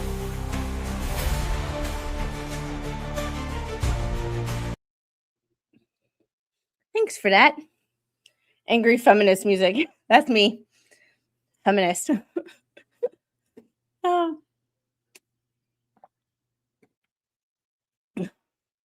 Mom's getting the frozen stuff that needs to go in the freezer because it's not warm outside. But I'm also in South Georgia and it's 50 degrees and frozen stuff's not going to stay frozen very long, if you know.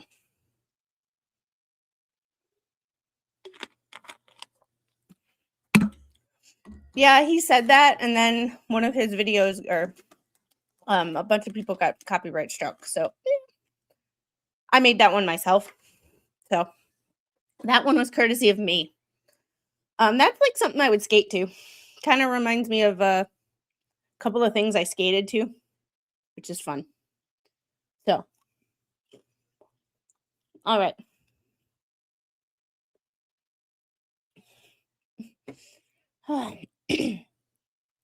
This is where I have a big issue. August 10th, Derek Rosa filed a motion for clarification as an opportunity to eliminate this court of the issues touching and concerning the overbroad order, that it violated privacy rights on both hearings that took place on August 21st and September 5th. Judge Hirsch ordered defense counsel to distribute records in violation of Derek Rosa's rights. Pursuant to HIPAA, spelled wrong, a motion for protective order was filed by the defense. September 6th, court issued a motion denying the petitioner's order, which was later vacated by the, or quashed by the Court of Appeals. Thank goodness.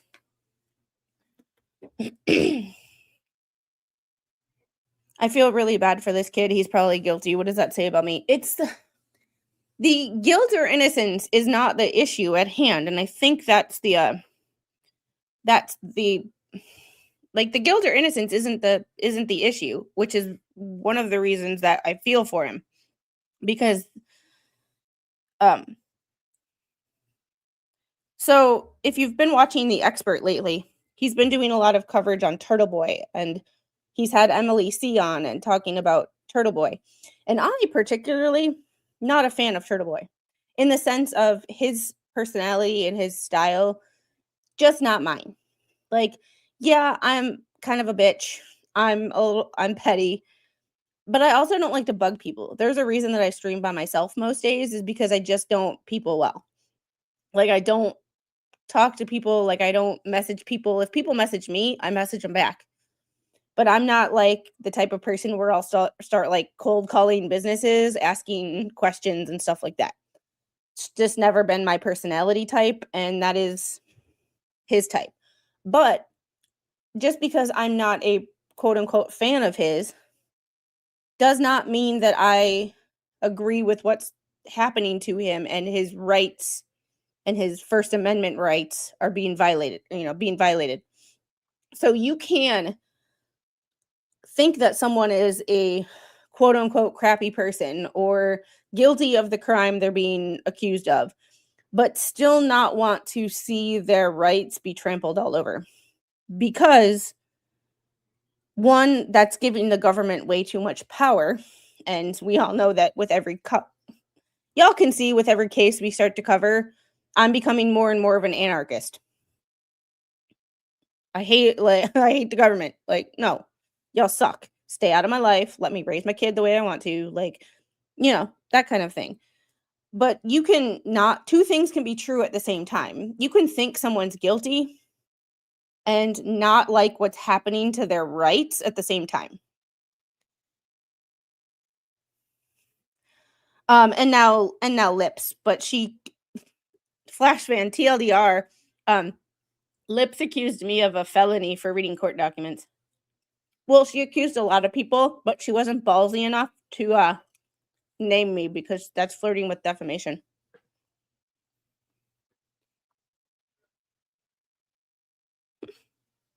Ugh.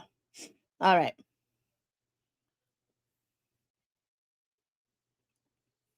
Yeah, once you give the government something, they never give it back. See 2020 as an example. But I think we forget as a society that two things can be true at the same time. I don't like Sarah Boone, for example. However, I think Sarah Boone's rights still need to be upheld because if her rights aren't upheld, neither are mine. So, you know. Hi, baby. Hey, I'm not stopping anything. I'm not doing anything. Literally. We all are witnesses to Squid breaking the law. What? You want popcorn? You want my phone? Yeah. You're silly. Okay, there you go. Thank you. Love you. What you? Bye. Bye. Bossy little girl walked in here, go, phone.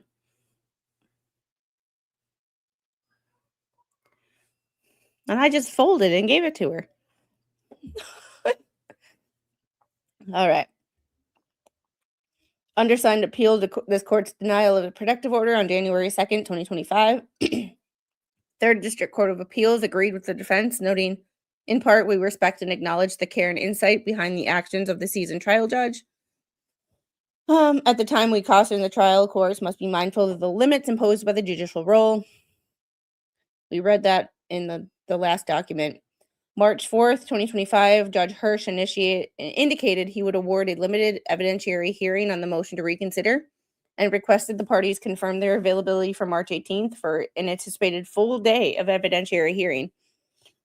In addition to gagging the parties' availability for an evidentiary hearing, Judge Hirsch also noted counsel for defendants suggested in their pleadings that this court conduct a surprise visit to the Metro West unit housing young defendants. While an interesting thought, it puts the court in the position of viewing evidence that the parties do not observe and thus is inappropriate. However, let's discuss a visit that includes a representative of the state, the defense, and MDCR. Instead, the further discussions of a visit to Metro West Detention Center are actually scheduling the evidentiary hearing for March 18th. In an abrupt manner on March 14th, Judge Hirsch issued a paper order denying the motion for reconsideration. The background to paragraph 7 through 13 is important because direct opposition to the caution by the appellate court on January 2nd, we caution that trial courts must be mindful of the limits imposed by the judicial role. On August 28th, this court again injects himself into the litigation. You're not supposed to litigate from the bench, Judge Grudge.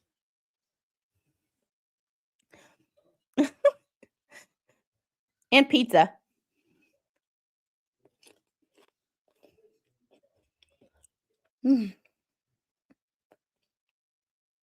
I get judges have a hard job.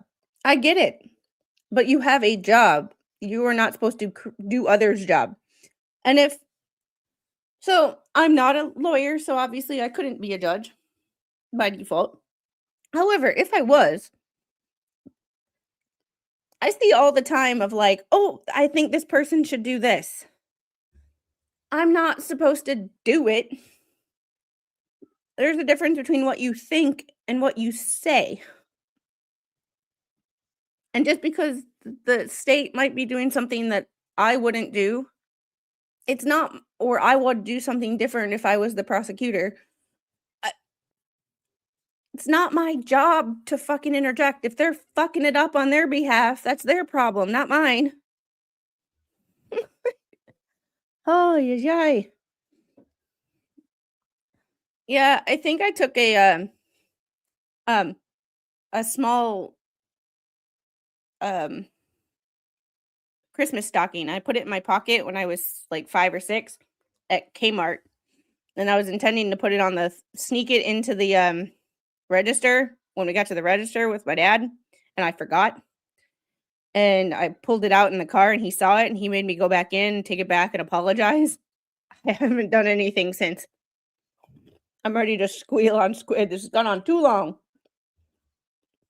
Yeah, he's trying to try the case while being a judge. Litigating from the bench is not your job. I like swear words. They're like seasoning to regular dreary sentences. Oh.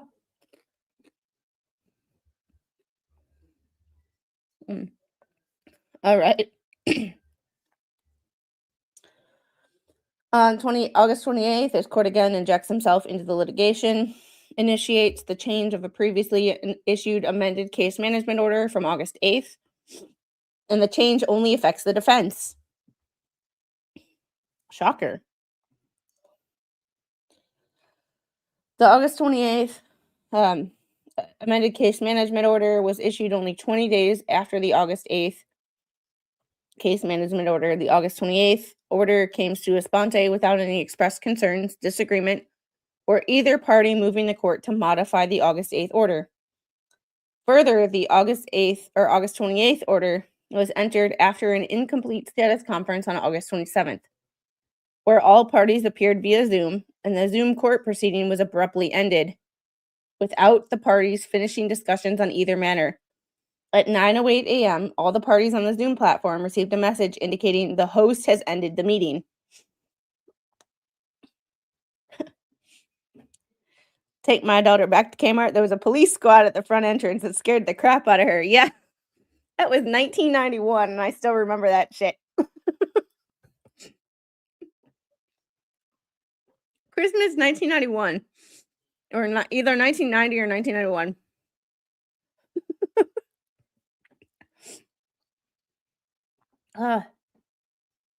After the parties were off the Zoom platform. Oh, remind me to tell you the story of the only time I quote unquote stole something. It's the funniest story. Meyer got a little overzealous with their cameras above the self-checkout.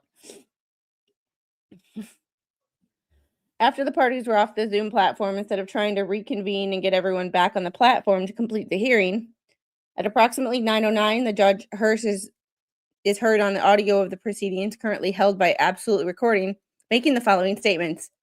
Oh my goodness, who ended this meeting? How about that? Hey, Miss Sanchez, I guess we're done with the Derek Rosa hearing. Laughing. All right, take a 5-minute break. August 28th, amended order sets unrealistic expectations, some of which have to be complied with by September 1st, a federal holiday, and unnecessarily and substantially changes the pace of this case, which seems to only affect the defense. In accelerating the pace of this file, not only is the court compromising the effectiveness of Derek Rosa's representation, but seems to have little regard for counsel's schedule and clients outside of participation in this case. The court is inconsiderate and continuously expresses impatience and frustration upon learning that there are other cases, aside from Derek Rosa's, which counsel currently handles, some of which are older cases than Rosa's. It gets worse. So, since we're at the end of the paragraph, my counsel can waive the right to a speedy trial. My story, I was when baby Squid was born, and I went home for the first time with her at like 7 months. I went to Meyer, was in the self-checkout. Well, they have cameras above each self-checkout. And like, it wouldn't let me check out because it kept saying there was something else in my cart and that it wouldn't let me proceed until every item was removed from my cart and scanned. The only item remaining in my cart was my daughter. Meyer wouldn't let me check out because my daughter was in my cart. It thought I was trying to steal an item, which happened to be a human being. Meyer got a little overzealous with their like loss prevention.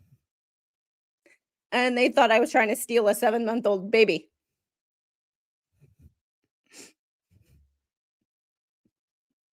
Yeah, I had her in my cart. And it was like, and the guy comes over and he's looking and he's like, you have no idea. It's like, the only thing in my cart is a human. She didn't have a barcode. I was like, she's expensive, but I'm not purchasing her. I already did. How the heck is that possible? You're a baby stealer.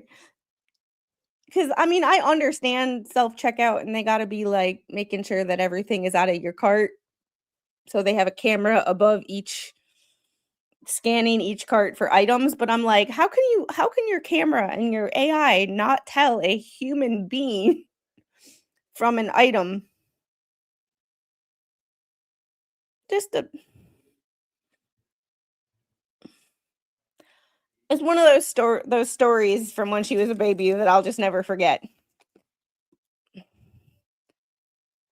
Is this child now a ward of the state? He's a minor and cannot waive any rights. So who is his legal guardian? His dad.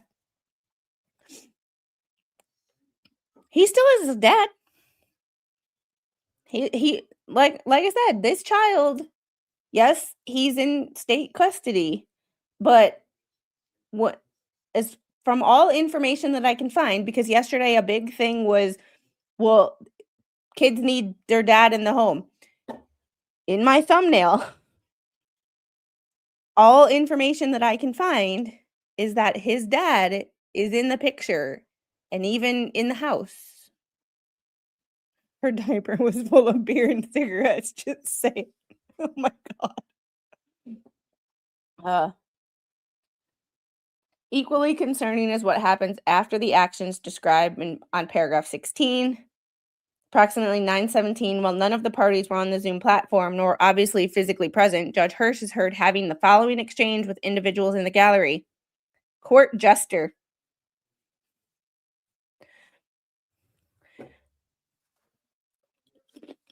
I don't know about actively participating, but, you know. Sorry, good morning, Your Honor. I'm proud of you. Judge Hirsch, ma'am, thank you very much, but I'm proud of you. Thank you. Court jester. Derek Rosa is guilty. Like, undersigned has learned that the individuals whom Hirsch indulged in the exchange are in fact the same individuals that have been previously brought to this court's attention by different parties to this litigation, and even non-parties, interested in civilians for disruptive, threatening, and intimidating and violent behavior, specifically and exclusively against defense witnesses and the defense team as a whole. Sadly, not only a witness, but the mother of Irina Garcia, the victim in this case, which by Florida law has enumerated constitutionally protected rights under Marcy's law. I mean, in fact, various security meetings have taken place where the court has been made aware concerning breaches in security, threats of physical harm, and other dangerous behavior by the same individuals against the same targets.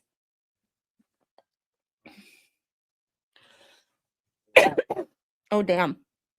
Therefore, this seasoned trial judge knew or should have known exactly who he was engaging. See correspondence, including videos from April 24th, April 30th, May 1st, May 5th.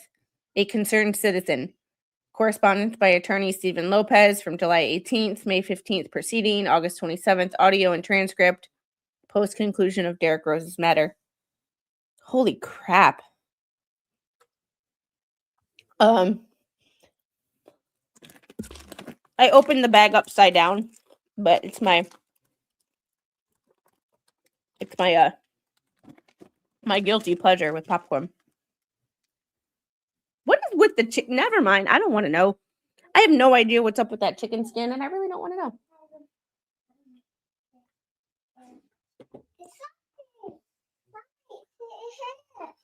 know. The Walmart? Yeah. You're going shopping?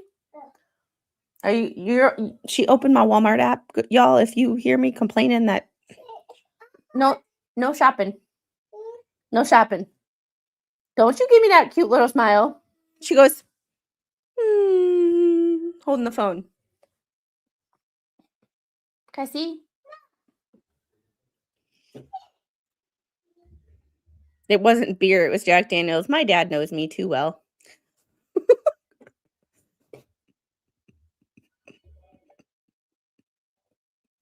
Can you tell my dad and I have gone drinking together a time or two?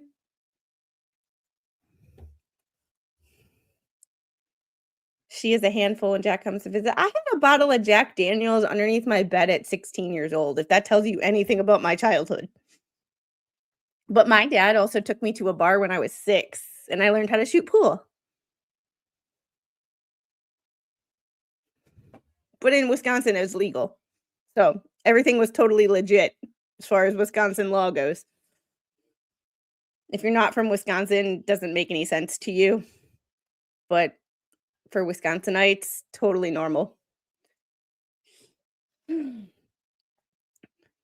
July 10th, 2025, this court interrupted and undermined counsel's presence.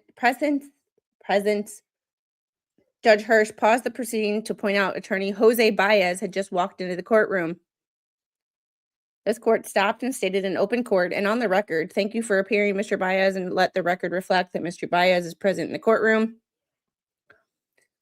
Both Riello and Medina were present before the court. Riello was in fact at the podium handling the hearing. Prior to the hearing commencing, the defendant informed the court we did not need to wait for attorney Baez in the court to commence the proceedings, and that Baez was simply there to address the court privately. Do not traumatize your father? What? Traumatizing my father? I'm not traumatizing my father. If I am, it's payback.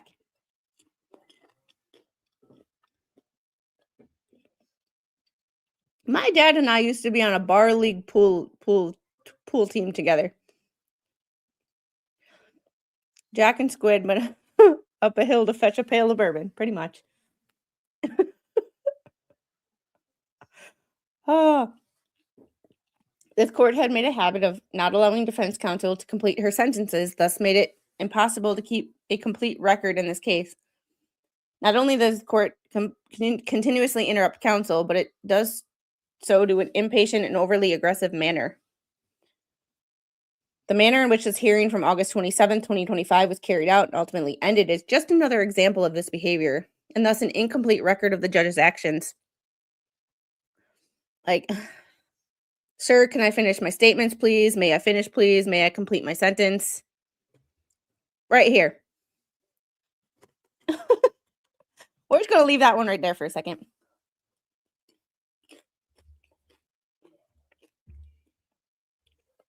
The standard for a motion.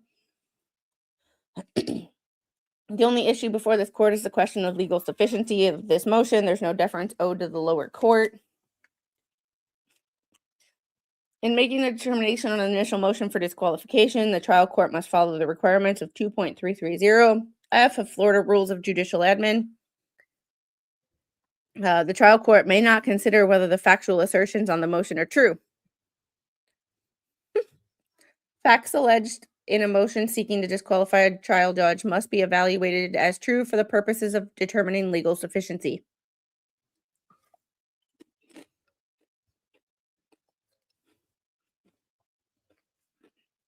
I can neither confirm nor deny that since I was under the age of 18. Dad, would you like to answer this question?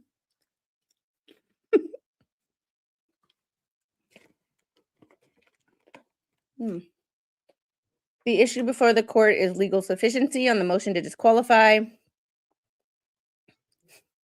A well-grounded fear that he will not receive a fair hearing at the hands of this judge is not a question of how the judge feels, it's a question of what feeling resides in the affiant's mind and the basis for such a feeling.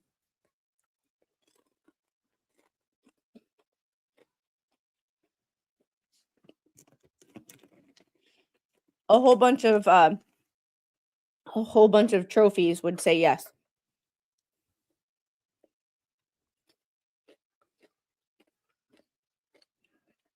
At the same time, the requirement preserves both the appearance and reality of fairness, generating the feeling so important to a popular government that justice has been done.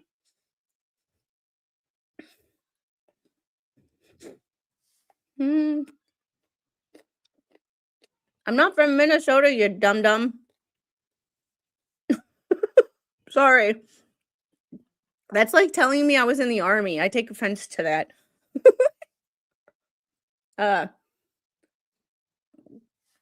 Canon 3B4, Florida Judicial Conduct. A judge must be patient, dignified, and courteous to everyone they interact with in an official capacity, including litigants, jurors, lawyers, and court personnel. This rule serves to ensure a fair and respectful atmosphere within the courtroom and requires judges to maintain a high standard of conduct in their official duties. Ew, Molson. Yeah. You mean a Miller? No. No. Oh. Not really. If I was a millionaire, you really think I'd be doing YouTube?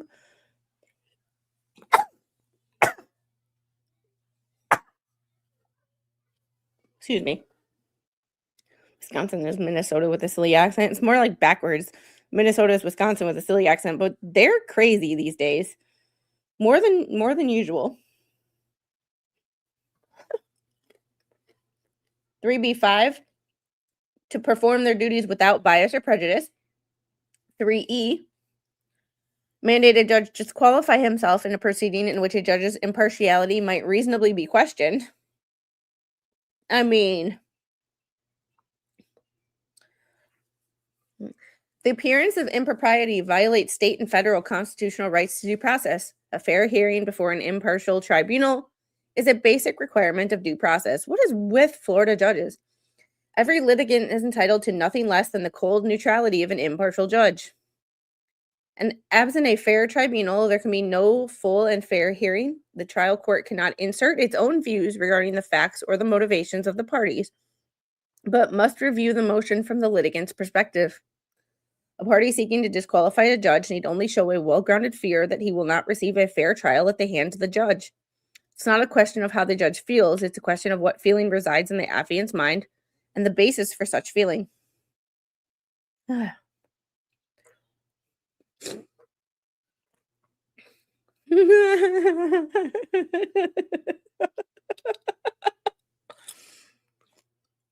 did go to shoot pool with two of my besties the other day. It was an interesting experience. One of these days I'll show you my pool cues. They're in the closet right here. I had them custom made. Not true. Not true. I watched Code Blue Cam the other day. Oh my god. Oh my god. All right. We're going to make it through this and then we're going to call it a day and we'll do part 2 tomorrow or Friday. Additionally, the Florida Supreme Court has stated a party seeking to disqualify a judge need only show a well-grounded fear that he will not receive a fair trial at the hands of the judge. It's not a question of how the judge feels. It's a question of what feeling resides in the affiant's mind. Are you recording me? Somebody check Can somebody check my YouTube to see if there's a short uploaded, please? Oh, it was 9 ball and she cheated.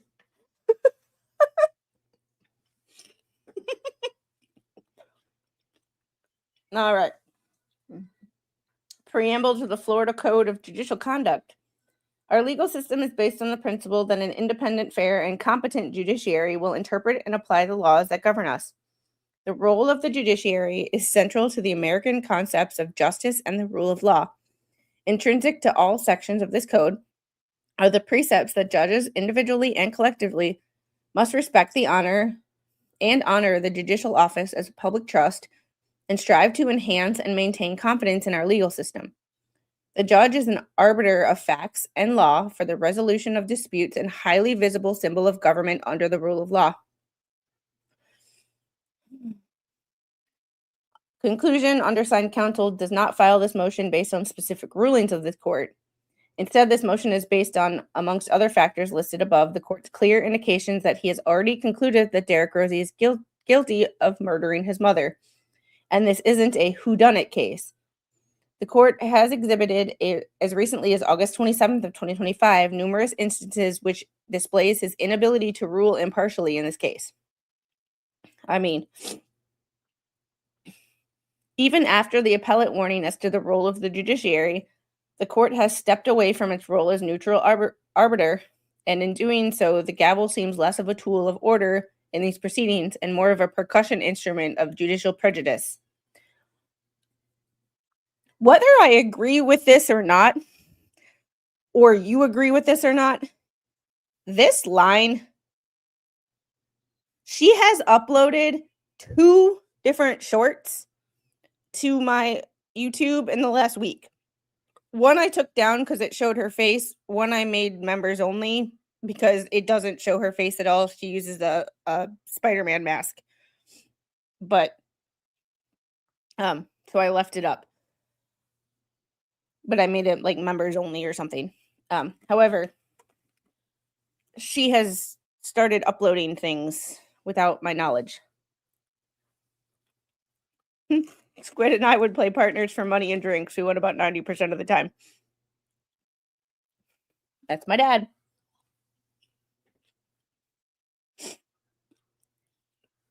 A denial of Derek Rosa's motion would violate his rights to due process guaranteed by the 5th and 14th Amendments and Article 1, Section 9 of Florida Constitution. A fair trial in an appropriate venue guaranteed by the 6th and 14th Amendments to the U.S. Constitution and Article 1, Section 16 and 22 of Florida's Constitution. Privacy guaranteed by the 4th, 9th, and 14th Amendments of the U.S. Constitution and Article 1, Section 23 of Florida's Constitution. Equal protection or basic rights guaranteed by the 14th Amendment of the U.S. Constitution and Article 1, Section 2 of Florida's Constitution. And to be free from cruel and unusual punishment or excessive punishment is guaranteed by the 8th and 14th Amendments of the United States Constitution and Article 1, Section 17 of the Florida Constitution. So there is that. And this was signed by De La Set Riello. Sorry if I'm mispronouncing your name, ma'am. That was very well written. I mean, there was grammar mistakes and, however, and the HIPAA thing drives me nuts, but that's a pet peeve of mine. That is not, definitely check your well, yeah, I know, right? When she wants to open, sad Squid was the enforcer when people tried to welch in a bet. Hey, King Paco, how are you? No. All right, guys. So that's all I have for you guys today. Next time we will work on part 2 of this. There was a second motion to disqualify the judge, and there's been hearings, and there was a hearing where the headline to this hearing was I have to look at the headline to this hearing, or the way that Court TV or Law and Crime, Judge and Derek Rosa's attorney clash in court. We will watch that next time. But that's all I got for you today. It's 4:00. I have to do mama stuff. I have laundry to fold. This is the first day I don't have to work outside of the house. It's been I'm running on empty. I'm running on caffeine and a prayer. So I'm gonna see if there's anywhere I can send you guys, because I know that there are lots of people streaming. Mo in the Deep End is streaming right now. Mo covers Uvalde trial day 7. Go tell Mo in the Deep End that I said hi and that I sent you. She is awesome, and if you don't subscribe to her, fix yourself, please. Because Mo is freaking amazing. Freaking amazing. And I will see you guys back here tomorrow, 2:00, for either part 2 of the motions to disqualify the judge, because we like getting rid of a crappy judge, because if you don't have a fair judge, the rest of your trial is going to be shit. Regardless of guilt or innocence, we have to remember that if the state is allowed to treat a guilty party like crap and take away their constitutional rights, they can just as easily make you their next target. With that said, hit the like, people. Yes, please share this out. Please share this stream out, because this is an important topic to talk about. And this is a topic that not all of us are obviously going to agree on. We have disagreements in this chat. We have heated discussions. But guess what? Just because Jeff and I disagree. Just because Devil Fan and I disagree, Steven and I disagree. Steven calls me Miss Minnesota, and I want to like smack him upside the head. Doesn't mean that anybody's gonna get banned from this chat. This is not what we do here. We use rest in peace, Jeff, his mentality of be better, and we don't live in an echo chamber. So remember, on a daily basis, try to put yourself in somebody else's shoes. Try to see things from their perspective. You might not agree with them, but just because you don't agree with them does not make them a horrible person. And remember, before we start calling people all these horrible names, remember actual evil exists in this world. And here we like to expose the evil for what it is, while also protecting the constitutional rights and looking at the bigger picture, because not everybody and not everything needs to be so narrowly focused. There's a big picture, and a big picture with everything. And if you zoom out a little bit, realize that emotions are for suckers. Just kidding. We can kind of see things from a larger picture and realize that what might happen in one case might have greater impacts on the rest of the world. Y'all have a great day, and I will see you tomorrow. Bye, guys.